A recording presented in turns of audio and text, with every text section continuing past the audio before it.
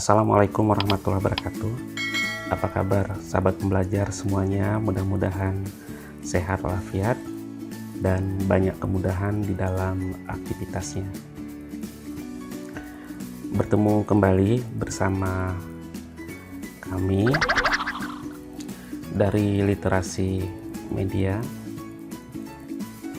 Hari ini kita akan membahas tentang bunyi.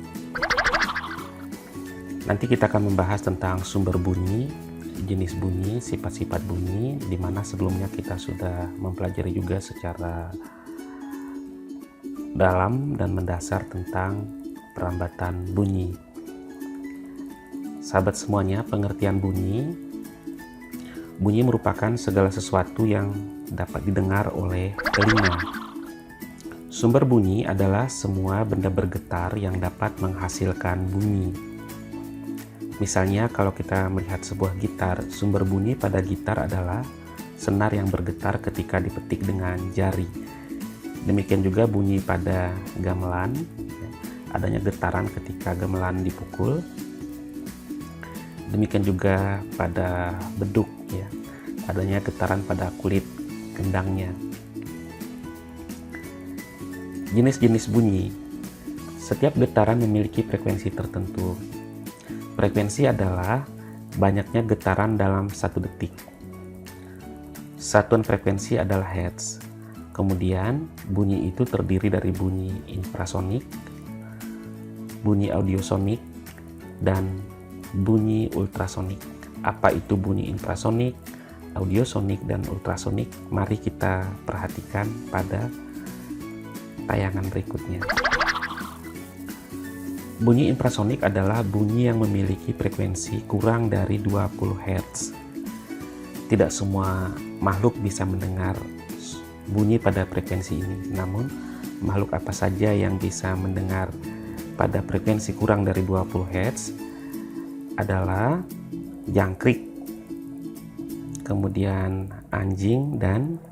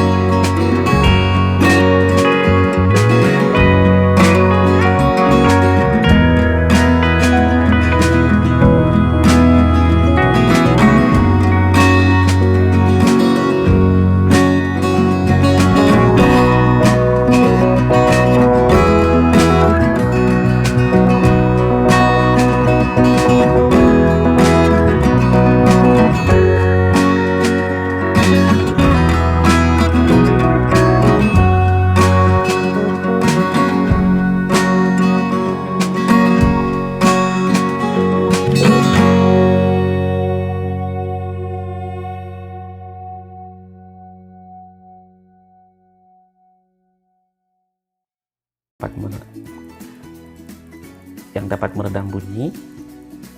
Pertama, kapas. Kedua, karpet yang terbuat dari kain. Yang ketiga, karet. Yang keempat, kayu dan kertas. Sifat-sifat bunyi. Bunyi dapat merambat. Bunyi dapat dipantulkan, bunyi dapat diredam. Itu uraian yang kita simpulkan dari penjelasan di atas. Apa yang dimaksud bunyi dapat merambat? Perambatan bunyi paling cepat melalui perantara benda padat, kemudian benda cair, dan paling lambat bunyi merambat melalui gas. Jadi cepat rambat terbaik adalah pada benda padat. Bunyi dapat didengar hingga ke telinga manusia karena terjadi proses perambatan bunyi. Misalnya bunyi detak jantung pasien merambat melalui benda padat, yaitu stetoskop ke telinga dokter. Lumba-lumba menggunakan bunyi ultrasonik yang merambat di dalam air untuk berkomunikasi dengan sesamanya. Kemudian kita dapat mendengar suatu bunyi karena bunyi tersebut merambat melalui udara dan masuk ke telinga kita.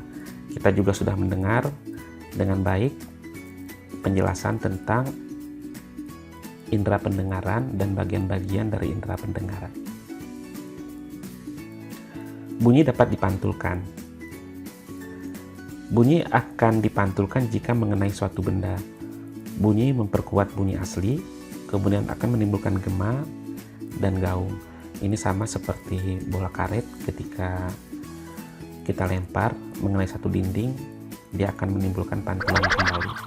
Contoh bunyi yang memperkuat bunyi asli ini ketika kita menyanyi di kamar mandi. Suara kita terdengar lebih nyaring. Hal itu disebabkan jarak antara sumber bunyi dengan dinding pantul amat dekat, sehingga bunyi pantul kembali dalam waktu singkat. Apa itu gema? Gema adalah bunyi pantul yang muncul setelah bunyi asli selesai dikirim.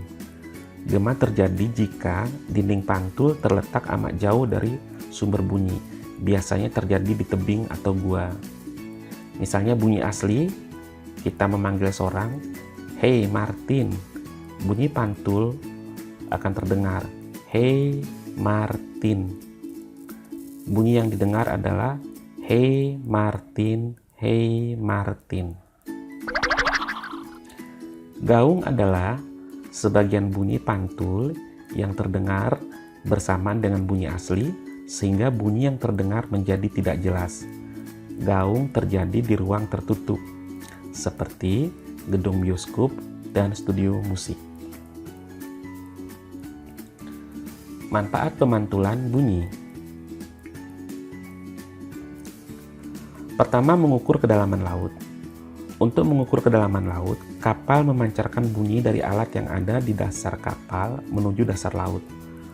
Bunyi yang telah sampai di dasar laut akan dipantulkan dan kembali diterima oleh sensor yang ada pada kapal, sehingga bunyi datang mengenai dasar laut, kemudian bunyi dipantulkan oleh dasar laut kembali kepada kapal, sehingga kedalaman laut dapat diukur. Yang kedua, mengukur kedudukan benda di laut. Misalnya, dengan mengarahkan gelombang bunyi ke dalam laut, dapat diketahui benda-benda yang ada di dalam laut. Misalnya, kapal selam dan kumpulan ikan ketika berada di dasar laut atau di ketinggian tertentu dari dasar laut. Kemudian yang ketiga, mendeteksi keretakan pada logam. Pancaran gelombang ultrasonik digunakan untuk memeriksa retakan-retakan tersembunyi pada bagian pesawat terbang misalnya. Pemeriksaan dilakukan agar menghindari hal-hal yang berbahaya pada saat penerbangan. Jadi maksudnya agar tidak terjadi kecelakaan saat penerbangan, maka bunyi juga digunakan untuk menguji keretakan bagian badan pesawat. Yang keempat adalah USG atau ultrasonografi. Dalam bidang kedokteran, gelombang ultrasonik dimanfaatkan untuk melakukan pemeriksaan medis ultrasonografi atau USG. Alat pemindai ultrasonik akan diletakkan pada kulit perut ibu-ibu yang sedang mengandung. Pada layar monitor akan tampak kondisi janin. Demikian sahabat pembelajar semuanya terkait dengan bunyi, yaitu perambatan bunyi, pemantulan bunyi, dan peredaman bunyi. Mudah-mudahan kita bisa menyimak dan menyerap dengan baik dan ada kemanfaatan untuk pembelajaran kita di hari ini.